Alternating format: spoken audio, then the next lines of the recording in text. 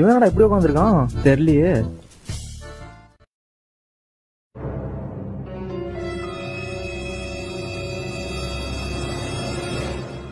என்னடா ஆச்சு?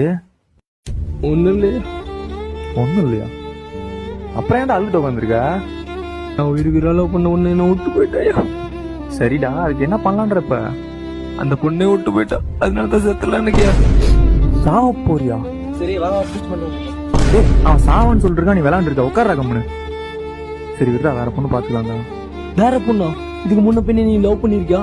காதலோட வழி என்னன்னு தெரியுமா? டேய், இதெல்லாம் ஒரு பிரச்சனையாடா?